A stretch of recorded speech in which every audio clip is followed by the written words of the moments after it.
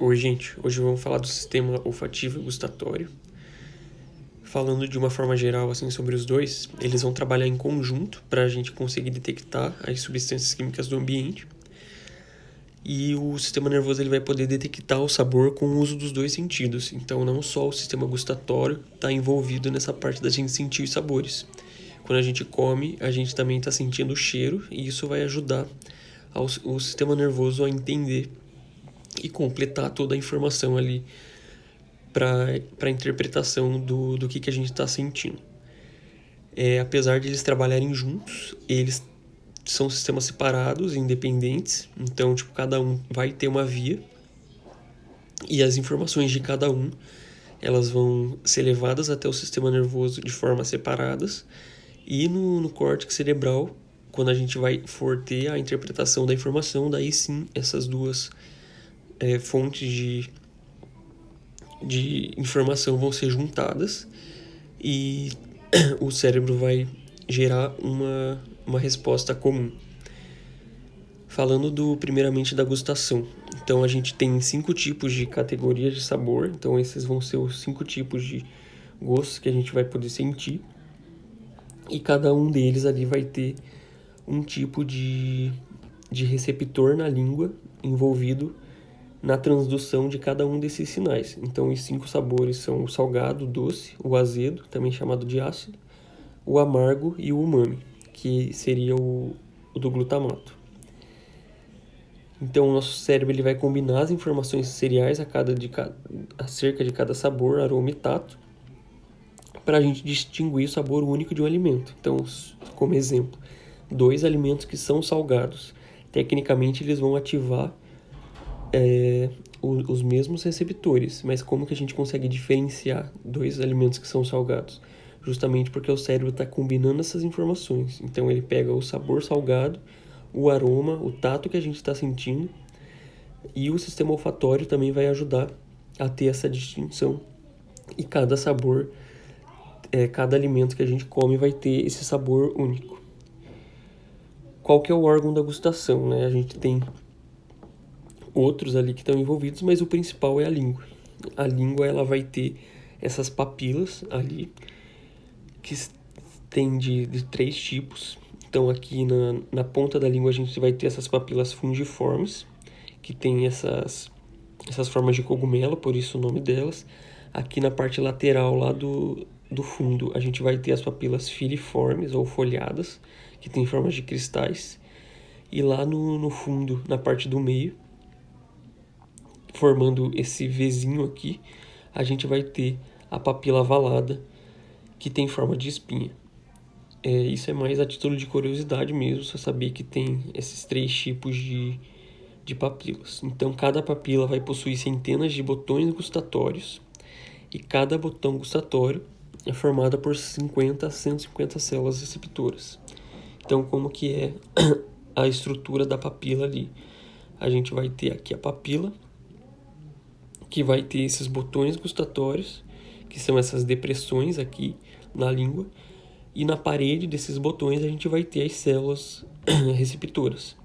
Puxando aqui para uma visão maior, que mostra mais detalhes das células, a gente vai ter aqui os axônios gustatórios aferentes, aqui a célula gustatória em si, que vai ser responsável pela transdução, e aqui o poro gustatório. Como que vai acontecer esse processo de transdução do sinal? Então, quando as células ali gustatórias elas recebem o estímulo, ou seja, aquela substância química ali do alimento, elas vão sofrer uma despolarização. E se houver o potencial de ação, lembra que precisa atingir aquele limiar. Quando atingir o limiar, vai ter a liberação do potencial de ação, vão se abrir canais de cálcio, o cálcio vai entrar dentro dessas células gustatórias, e isso vai fazer com que haja a liberação de um neurotransmissor. Lembra que a gente tinha dito que tem 5 tipos de células gustatórias. As células gustatórias para azedo e salgado, elas vão ser responsáveis pela liberação de serotonina. Então, quando os alimentos azedos e salgados encostam ali nos receptores para azedo e salgado, a gente vai ter a despolarização das células e elas vão liberar serotonina. Já as células para doce, amargo e umami, quando ocorrer a despolarização, elas vão liberar ATP como transmissor, aquele mesmo ATP que a gente vê lá da produção de energia. Como que acontece o processo? A gente tem 3 formas de ter a transdução. Primeiro, a substância química ela pode passar diretamente através de um canal iônico, é o que vai acontecer no caso dos salgados. A substância ela pode se ligar a um canal iônico da célula, fazendo com que ele se feche, que é o caso do azedo. E no caso do doce, do amargo e do umami, o que vai acontecer é a mesma coisa. Eles vão se ligar em receptores acoplados à proteína G, lá da célula gustatória. Falando primeiro do salgado. O que seria o salgado? Nada mais é do que o íon Na, que é o sódio. Então, os alimentos salgados, eles contêm sódio. Esse sódio, ele vai entrar em contato ali com a célula gustatória, que está lá nos botões, e ele vai entrar na célula, por uma questão de diferença de concentração. Ele entrou na célula, essa célula vai se despolarizar, porque lembra que quando a gente está em repouso, as nossas células, a parte interna está negativa. Então, se o sódio, que é uma carga positiva, está entrando na célula, isso vai causar despolarização, e a despolarização vai liberar serotonina. Lembra que a gente tinha dito que salgado e azedo liberam serotonina. O azedo nada mais é, né? É chamado de ácido também, então é o íon H+. O H+, ele vai ali, quando a gente come alimentos azedos que contêm H+, o limão, por exemplo, ele vai se ligar esse H+ na célula, ele vai se ligar a um canal iônico que está ali na célula gustatória, e isso vai fazer com que os canais de potássio sejam bloqueados. Quando a gente tem bloqueio de canal de potássio, isso causa despolarização da célula, porque ela vai ficar mais positiva na parte de dentro e vai liberar o neurotransmissor, que no caso do azedo também é a serotonina, da mesma forma como é no salgado. Agora falando da transdução que ocorre quando a gente come alimentos amargos, doce e o umami. O processo vai ser o mesmo. Então essas substâncias, elas... Perdão, só um pouquinho. Aqui. Essas substâncias, elas vão se ligar ali nas células gustatórias, em receptores, que vão estar acoplados à proteína G. Quando esses alimentos, essas substâncias dos alimentos amargos, doce e umami se ligam, essa proteína G é ativada. Isso faz com que ela estimule a enzima fosfolipase C, que vai aumentar a produção de P3. Então lembra lá daquelas maravilhosas aulas do Clebão. O IP3 ele vai ativar um tipo especial de canal iônico, fazendo com que sódio e cálcio entrem dentro da célula. Quando a gente tem a entrada do cálcio e do sódio, vai ter a despolarização ali da célula, e a entrada do cálcio ajuda a fazer com que o ATP seja liberado. Lembra que quando o cálcio entra dentro das células que são liberadoras de neurotransmissores, o cálcio ele faz com que as vesículas, contendo os neurotransmissores, se fundam com a membrana da célula e liberem o neurotransmissor para fora. Então é isso que acontece ali na célula receptora, gustatória, quando a gente come amargo, doce ou umami. E lembra que esse neurotransmissor que é liberado é o ATP. Agora as vias centrais de gustação. Então a gente tinha ali na célula, na língua, as células gustatórias.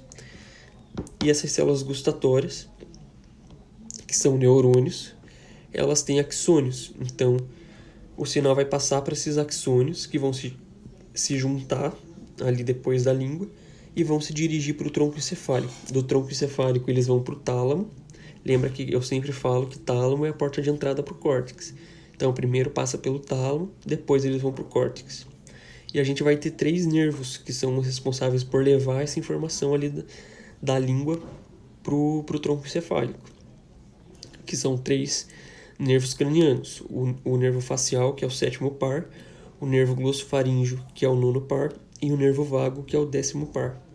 Então aqui na imagem a gente tem a estrutura da língua. Essa parte da frente da língua é onde a gente tem a inervação do facial. Então os axônios aqui das células gustatórias vão se juntar, formar o nervo facial. Da parte posterior da língua é o glossofaríngeo, e aqui a parte da epiglote a gente vai ter o nervo vago. Esses 3 nervos, cada um, tem o seu núcleo lá no tronco encefálico. Então o nervo facial, o núcleo dele está lá na ponte, enquanto o glossofaríngeo e o nervo vago, o núcleo dele está lá no bulbo. Facial está na ponte, glossofaríngeo e vago no bulbo. Agora que a gente está lá no tronco encefálico, essa informação ela vai ser passada para o tálamo. Então vamos falar do tálamo agora. Elas vão convergir essas informações para um núcleo gustatório, para o núcleo ventral posteromedial, que está lá no tálamo, que é esse VPM. Então daqui, a gente estava lá no bulbo, ele sai lá do núcleo gustatório e vai para o tálamo. Aqui no tálamo ele inerva esse VPM, que é o núcleo ventral posteromedial. Do tálamo, aqui do núcleo ventral posteromedial, ele sai e se dirige para o córtex. No córtex ele vai inervar o córtex gustatório primário, que é a área 36 de Brodmann, que fica lá no lobo temporal.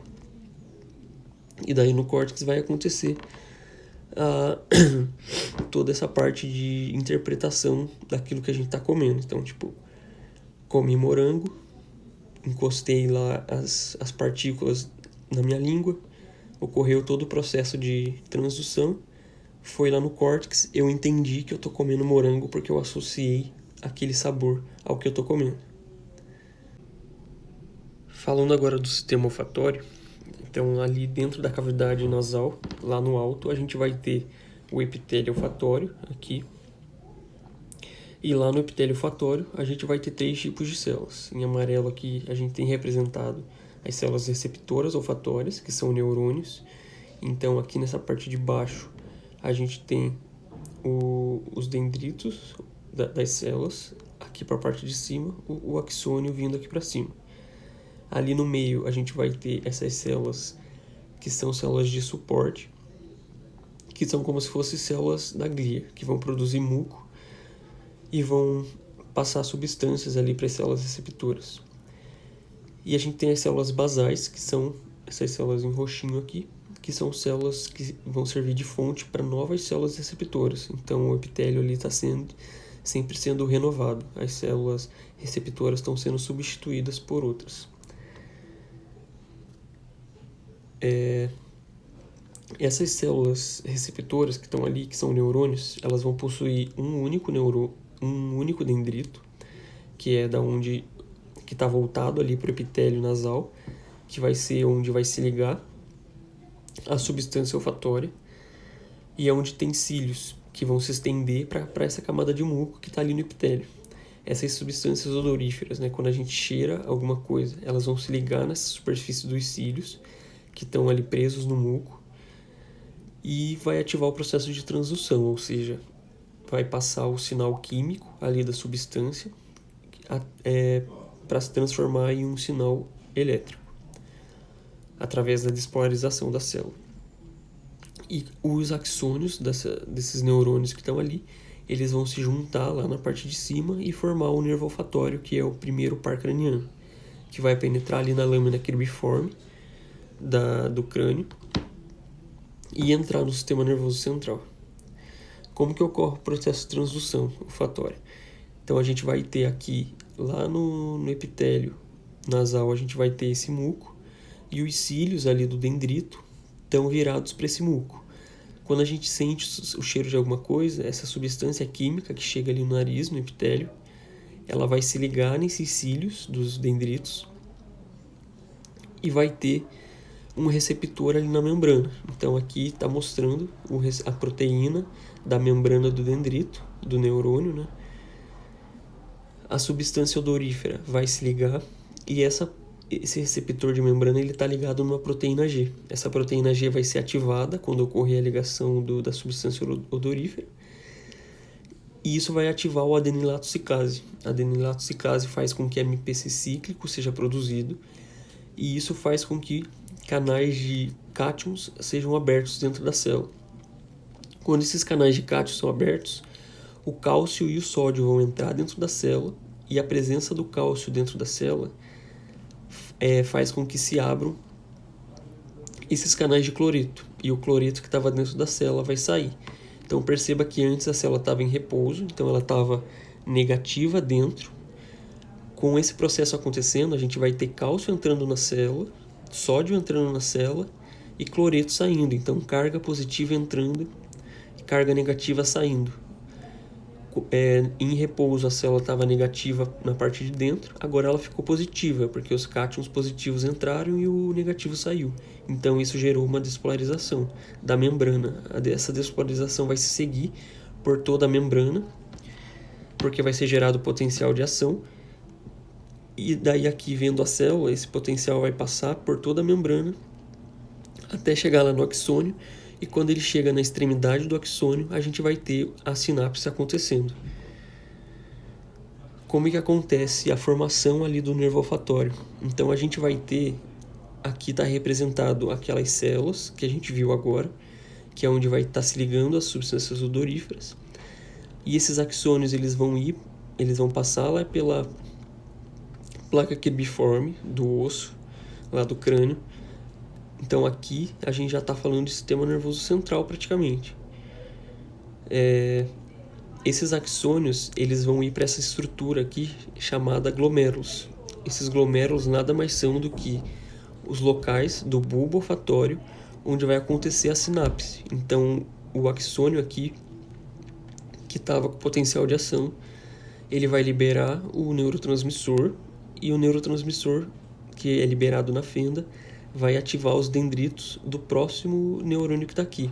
Então esses primeiros neurônios que receberam o estímulo são chamados de neurônios de primeira ordem.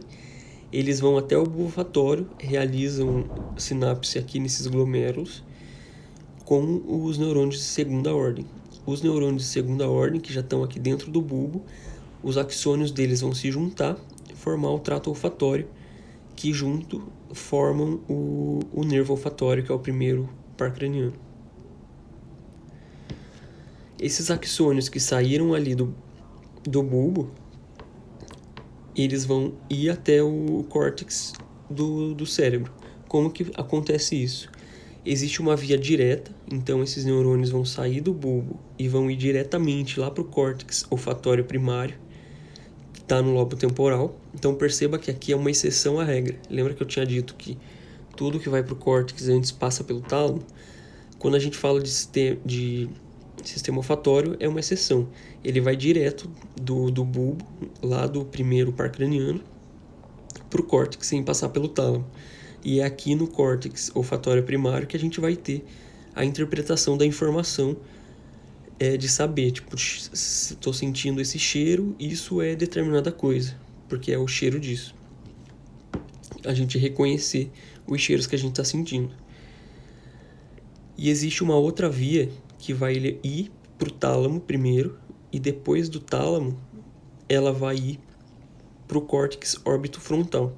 Só que daí aqui essa estrutura não está envolvida na interpretação do cheiro que a gente sente, e sim está relacionada a emoções. Então ela faz a ligação entre os cheiros que a gente sente e as emoções e lembranças que aquele cheiro nos traz.